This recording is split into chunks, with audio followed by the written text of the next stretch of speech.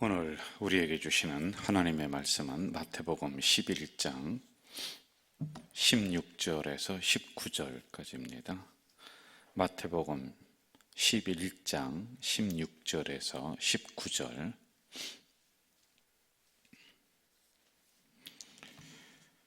우리 한 목소리로 합독하도록 하겠습니다.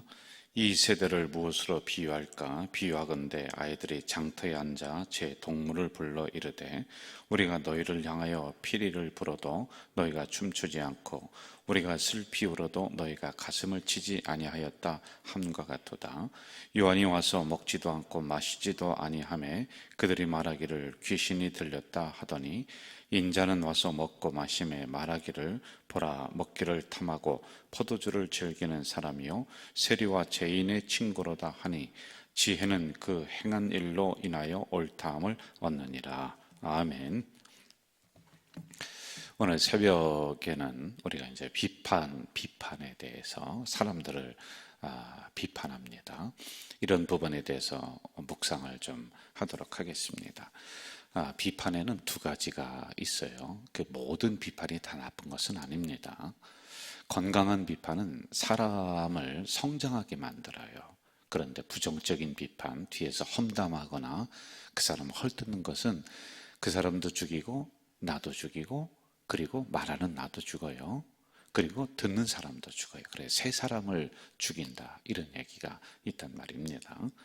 여러분, 우리가 의심이라고 하는 것 지지난 시간에 봤죠? 의심도 믿음에 이르는 건강한 의심이 있어요. 그런데 매사를 의심해요. 이건 병입니다. 병적인 게 있거든요.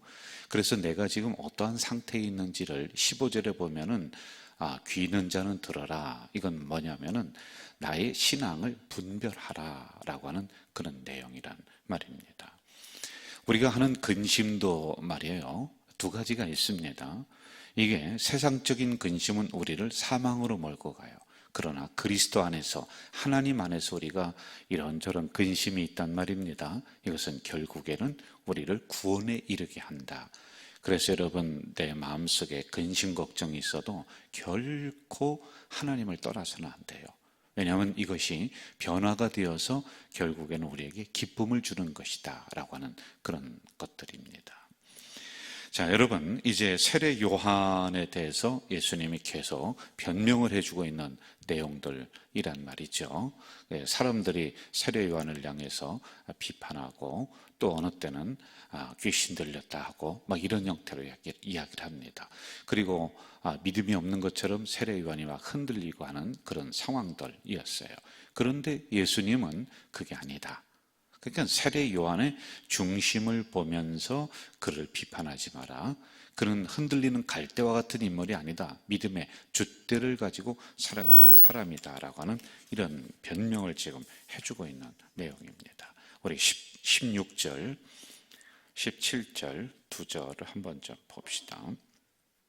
제가 읽어드릴게요. 이 세대를 무엇으로 비유할까? 비유하건대 아이들이 장터에 앉아 제 동물을 불러 이르되 우리가 너희를 향하여 피리를 불어도 너희가 춤추지 않고 우리가 슬피 울어도 너희가 가슴을 치지 아니하였다 함과 같도다. 자, 저를 보시죠. 자, 여기에는 몇 가지의 아주 중요한 진리를 담아놓고 있습니다. 전체적인 의미는 어린아이들의 소꿉장난을 이야기하지만은 이것은 진심이 없다. 그리고 양심이 없다. 그리고 무감각하다. 그냥 그 인생을 장난으로 살아가는, 그리고 말씀을 장난으로 농담으로 듣는 그런 세대를 비유해서 말씀을 하고 있는 것입니다. 피리를 불어도 춤추지 않는다. 여러분, 우리가 즐거우면은 우리가 그 즐거움에 표현을 해야 됩니다. 슬프잖아요. 그러면 그 슬픔에 대한 표현을 해야 돼요. 여러분, 말씀을 들으면서 이 말씀이 나에게 은혜가 되면 은혜의 표현을 우리가 해야 돼요. 그게 이제 감사할 수가 있는 겁니다. 그런데 세대가 가면서 점점 그것이 없어진다라고 하는 겁니다. 자, 그런데 여기에 놀라운 걸 하나 담아놓고 있어요. 그게 뭐냐면은 어떤 사람이 그렇다라고 하는 것이 아니라 세대, 세대라고 하는 것은 그 전체적인 시대를 의미하고 있는 거예요. 시대적인 풍조가, 시대적인 영적인 흐름이 그렇게 가고 있다라고 하는 것입니다. 예수님은 그 당시 상황을 비유로 말씀하는데, 유대 나라의 어린아이들이 부모를 따라서 장터를 갑니다. 그러면은 부모가 물건을 팔든지 또는 물건을 사든지 그렇게 하기 위해서 이 장터에 아이들끼리 놉니다. 이렇게 거의 기다리게 해요. 그럼 아이들끼리 서로다가 뭉쳐있다가 부모를 기다리기가 지루하니까 자기들이 소꿉장난을 하는 거예요. 소꿉장난은 대표적으로 결혼에 대한 것. 그러니까 역할 분담을 하는 거죠. 여러분들도 옛날에 그런 거 하셨잖아요. 이렇게 돌 좀 몇 개 놓고 이렇게 뭐 좀 이런 이파리 같은 거 빠서 이렇게 놓으면서 너는 신랑해라, 나는 부인한다. 그러면은 밥 차려놓고 밥 다 됐으니까 밥 먹으세요. 뭐 저 그렇게 얘기하잖아요. 그런 소꿉장난 하지 않습니까? 이게 인생의 이제 대표적인 부분들이란 말이에요. 자, 그런데 이렇게 소꿉장난을 하다가 부모가 옵니다. 부모가 와서 야, 집에 가자. 그러면은 이 소꿉장난 하던 신랑 그리고 이 밥그릇 이거 어떻게 해요? 아이고, 나 지금 결혼했으니까 엄마 그냥 빨리 집에 가세요. 그럽니까? 아니면은 신랑이었던 그 소꿉 친구 그냥 보지도 않고 소꿉했던 이러한 물건들 보지도 않고 엄마 따라갑니까? 부모 따라가는 거예요. 예, 이게 무슨 얘기냐면은 지금 놀이를 하고 있는 이것은 건성이라는 거예요. 이 안에 진실이 담겨 있지 않다는 것입니다.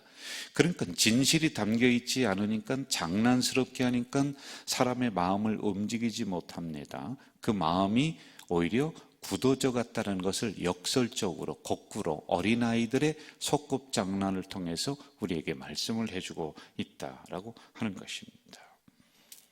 여러분, 요즘의 상황을 이것으로다가 비유를 한번 좀 해볼까요? 매스컴에서 우리에게 알려주는 소식들이 참 잔인해요. 참 어느 때는 세상이 이렇게 악한가. 그런데 이러한 소식이 만약에 40년 전, 50년 전에 우리가 들었다. 그러면 여러분, 우리의 가슴이 떨려서 살아가지를 못했을 거예요. 야, 세상이 어떻게 이런가? 우리 가슴이 막 움직였어요. 참 무서운 세상이다. 사람이 무섭다. 뭐 어쩌다 이런 얘기를 했습니다. 그런데 요즘에는요, 웬만한 소식 들으면은 눈도 깜짝 안 합니다. 왜요? 하도 많으니까요. 그러니까 우리의 양심이 우리도 모르는 사이에 어느 사이인가 딱딱하게 굳어져 가고 있다는 것입니다. 어느 때는 착한 그 이야기들이 그 매스컴에 소개가 되고 이렇게 나와요. 그럼 옛날 같으면 그 이야기를 읽으면서 눈물을 흘렸습니다. 그런데 요즘에는요, 눈물 흘리는 것도 귀합니다. 왜? 내 마음이 동요가 안 되는 거예요. 이게 눈물이 안 나와요. 감동이 일어나지 않는 거예요. 이렇게 우리의 양심이 점점 굳어져 가는 시대를 우리가 살아가고 있다는 거예요.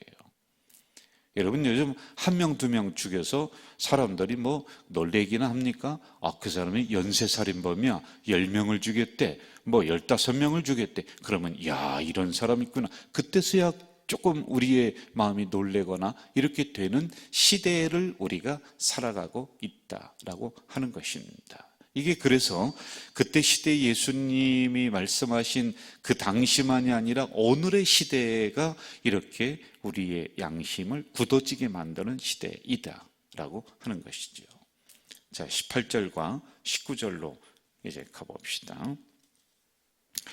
요한이 와서 먹지도 않고 마시지도 아니하며 그들이 말하기를 귀신이 들렸다 하더니 19절 인자는 와서 먹고 마시며 말하기를 보라 먹기를 탐하고 포도주를 즐기는 사람이요 세리와 죄인의 친구로다 하니 지혜는 그 행한 일로 인하여 옳다함을 얻느니라. 자, 앞에서는 이렇게 사람들의 양심이 굳어져 가고 있다, 딱딱해져 가고 있다라고 하는 것을 이야기해 줬습니다. 그러면서 18절과 19절에서는 그러한 양심을 가지고 사람들이 즐겨하는 게 뭐냐? 비판이라는 거예요. 사람들의 잘못된 것만 딱딱 지적하면서 그렇게 살아간다는 거예요.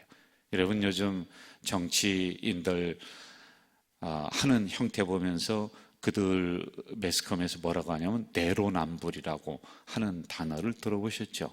내가 하면 로맨스, 남이 하면은 불륜, 이런 거예요. 그러니까 자기 위주예요. 자기는 괜찮아요. 그런데 다른 사람을 향해서 비판만 하는 시대로 오늘 우리는 그렇게 살아가고 있다라고 하는 것입니다. 이제 세례 요한이 왔습니다. 그랬더니 세례 요한을 향해서는 뭐라고 하느냐면은, 야, 저 사람은 귀신 들렸다. 왜? 먹지도 않고 마시지도 않고, 그러니까 귀신 들렸다. 그런데 똑같은 상황이에요. 예수님을 향해서는, 예수님은 그때 드셨어요. 그랬더니 예수님을 향해서는 뭐라고 하냐면, 저 사람은 먹기를 탐하는 사람이야. 이렇게 똑같은 상황인데 세례 요한을 향해서도 비판하고 예수님을 향해서도 비판하고, 이래도 욕하고 저래도 욕하고, 자기들은 괜찮다는 거예요. 왜? 이것이 오늘 시대의 특징입니다. 이게 화인 맞은 양심, 굳어진 양심의 사람들이 하는 아주 1순위가 뭐냐? 다른 사람을 향해서 비판만 하는 그런 것이다 라고 하는 겁니다. 여러분, 세상은 이처럼 사람을 향해서 칭찬하는 것이 드뭅니다. 세상은 항상 사람들을 향해 잘못된 것을 지적하고 비판하는 것이 오늘 시대의 특징들이다라고 하는 겁니다. 자, 그런데 더 무섭고 두렵고 떨리는 게 있어요. 이게 뭐냐면, 이러한 시대적인 풍조가 오늘 교회 안으로 밀려들어오고 있다는 거예요. 이게 참 두렵고 떨리는 거예요. 그래서 우리들의 양심이 말씀을 들어도 움직이지 않아요. 이제는요. 웬만한 그 감동적인 일이 일어나지 않고는 우리 눈에서 눈물이 나오지 않아요. 하나님의 말씀이 선포되면은 나는 그 말씀을 선택적으로 내가 취사해서 듣습니다. 좋은 것만 싹싹 뽑아서 들어요. 이게 우리의 신앙적 양심도 웬만해서는 움직이지 않는 딱딱하게 굳어져가는 양심으로 지금 가고 있다. 이게 두렵고 떨리는 것입니다. 교회 오면은 좀 마음이 편안하고 좀 따뜻하고 그래야 되는데, 사람들의 비판에 시달리다가 교회를 떠나버립니다. 남 얘기하기 좋아하는 거예요. 뒤에서 수근덕거리기 좋아하는 거예요. 험담하기 좋아하는 거예요. 이게 원래 세상적인 풍조였어요. 그런데 이런 세상적인 풍조가 오늘 교회 안으로 밀려 들어오고 있다는 사실에 여러분들 빨리 깨달아야 돼요. 나는 그러한 화인 맞은 양심은 아닌가? 나는 비판하는 사람은 아닌가? 아니, 이래도 욕하고 저래도 욕해요. 교회에서 말입니다. 그냥 세상은 그렇다 치더라, 그렇게 보잔 말이에요. 왜냐하면은 그 세상을 향해서 세례 요한이 예수님이 와서 그 세상을 지금 깨우고 있는 역할이거든요. 말씀으로 막 그들을 깨웁니다. 그러니까 그들이 그렇게 욕을 한다. 그럼 그거는 우리가 이해를 하잔 말이죠. 왜? 자기들의 양심을 갖다 막 들춰내니까. 그런데 교회에도 이러한 풍조가 밀려 들어온다. 이거는 심각한 거 아니겠어요? 여러분 말씀 앞에 우리가 언제 아멘 했는지 한번 잘 생각해 보세요. 예? 그게 한 30년 전일 거요? 20년 전 구원받고 그때일 거요? 언제 우리가 말씀 앞에 은혜 받고 그랬는지를 한번 생각을 해보세요. 말씀 앞에 우리가 언제 한번 가슴을 치면서 우리의 이 굳어진 양심을 찢고 우리의 딱딱해진 양심을 막 일궈내면서 주여면서 눈물을 흘리며 회개한 적이 언제였는지를 한번 생각해 보시면은, 그렇구나, 나도 별 수 없이 이 양심이 굳어져 가고 있구나, 말씀 앞에서도 움직이지 않는 이런 양심이구나, 이게 기억이 날 거요. 그래서 세상만 얘기하는 게 아니에요. 오늘 여러분과 저를 얘기하는 거예요. 또 하나 얘기해 볼까요? 세상에서 비판한다, 우리를 향해서 야, 저 세례 요한 귀신 들렸다. 예수님 저 먹기를 탐하는 사람이다. 세상은 그렇다 칩시다. 왜냐하면 자기들의 잘못을 지적을 한단 말이에요. 그러니까 세례 요한을 향해 귀신이다. 예수님을 향해 먹기를 탐한다. 이래도 욕하고 저래도 욕하고 그렇다고 치자고요. 세상은 원래 사단의 그 영역이니까 그들이 마음이 괴로우니까 그렇게 했을 겁니다. 그런데 이게 교회 안에 밀려 들어오고 있다는데 우리가 위기감을 느껴야 돼요. 여러분, 교회에서도 이래도 요구도 먹고 저래도 요구도 먹고 잘해도 욕하고 못해도 욕하고, 이게 우리가 형제와 자매들을 같이 구원받았다고 하는 이 공동체에서 행해지고 있는 것이라면 우리는 세상과 다를 바가 무엇이 있겠습니까? 이거 우리가 회개해야 되는 거 아니에요? 그런 모습들이 있다면은 우리 세상과 별반 다르지 않습니다. 감싸주고 덮어주고 용서하고 하는 십자가의 은혜를 우리가 이야기한다. 그러는 사람들이 앞에서는 그렇게 이야기하고 뒤에서는 그렇게 비판해 가는 형태가 된다면은 우리도 별 수 없는 세상적인 사람이에요. 저는 우리 가자 공동체 성도들은 이 두 가지 사실에 있어서 정말 깨어있는 성도라고 생각을 합니다. 말씀이 내려올 때 그 말씀 앞에 나의 이 양심을 내어놓고 나의 불신앙을 내어놓고 나의 딱딱해진 이러한 신앙을 일궈내는 성도들, 우리 공동체가 그런 공동체인 줄로 믿습니다. 여러분, 그렇게 하셔야 돼요. 그리고 두 번째는 세상과 같이 서로 비판하고 이래도 욕하고 저래도 욕하는 것이 아니라, 우리 공동체는 비판의 공동체가 아니라 서로 격려해주는, 그리고 서로 사랑해주는 그런 공동체가 우리 가자 제일 공동체인 줄 믿습니다. 그런 모습이 좀 없었다면 더 그쪽을 향해서 나가야지만이 되는 거예요. 여러분, 세상적인 풍조에 밀려서 우리가 거기에 따라갈까요? 아닙니다. 우리는 하나님 믿는 사람이고 그리스도를 따라가는 사람이에요. 그렇다면 적어도 세상적인 풍조에 내가 따라가는 것이 아니라 거기에 영향을 줄 아는 영적인 영향력을 가지고 그들을 변화시켜내는 이러한 그리스도인이 우리가 돼야지만이 될 것 아닐까요?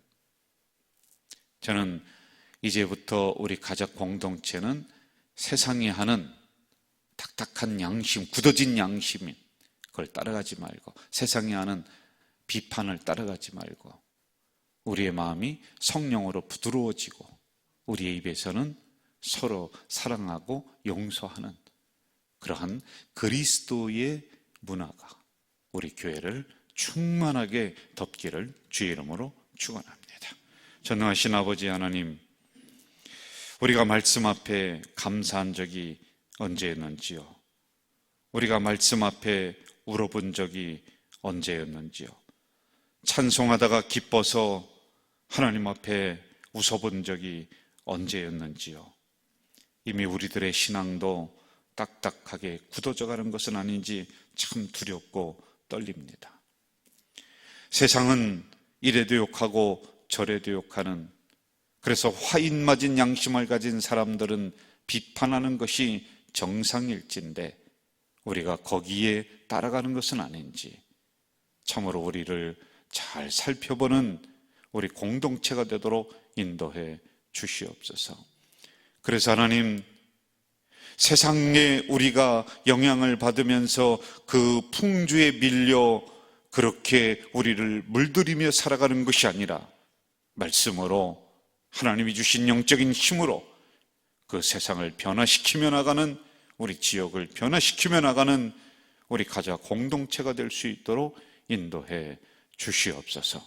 오늘도 주신 말씀을 가지고 이 하루를 살아내겠습니다. 하나님 함께해 주셔서 있는 그 자리가 온전히 주님을 전파하는 놀라운 자리가 될 수 있도록 인도해 주시옵소서. 예수님의 이름으로 기도하옵나이다. 아멘. 하늘에 계신 우리 아버지, 아버지의 이름을 거룩하게 하시며 아버지의 나라가 오게 하시며 아버지의 뜻이 하늘에서와 같이 땅에서도 이루어지게 하소서. 오늘 우리에게 일용할 양식을 주시고 우리가 우리에게 잘못한 사람을 용서하여 준 것 같이 우리 저를 용서하여 주시고 우리를 시험에 빠지지 않게 하시고 악에서 구하소서. 나라와 권능과 영광이 영원히 아버지의 것입니다. 아멘.